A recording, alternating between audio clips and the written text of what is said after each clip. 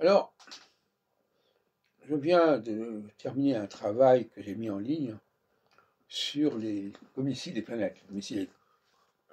Le système de Ptolémée, enfin, véhiculé par Ptolémée, avec les doubles domiciles, basés sur les 7 planètes, ou 6 planètes, enfin, pour les significatifs, parce que 6 planètes, c'est plus logique, puisqu'il y a 12 signes.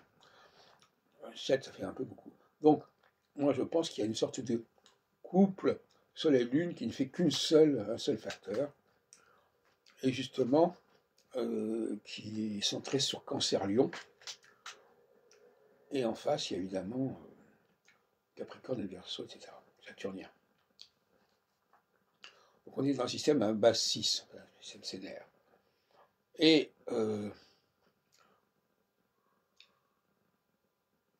j'ai montré, je vous renvoie à mon, parce que j'ai mis en ligne sur Facebook notamment, sur pas mal de sites sur Facebook, j'ai montré que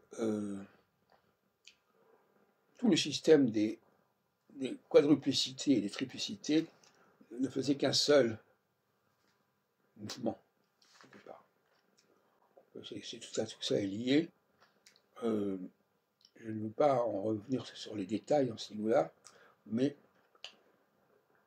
il y a les 4 éléments qui se combinent avec les doubles domiciles, et c'est tout à fait cohérent. Et ça montre bien que nous avons là un système tout à fait performant au niveau mathématique, qui privilégie les quadruplicités, les cadrans saisonniers, alors que la question des 4 éléments, feu, terre, air, eau, est un élément subalterne quelque part, dérivé, si on peut dire. Voilà, donc si en lisant le bouquin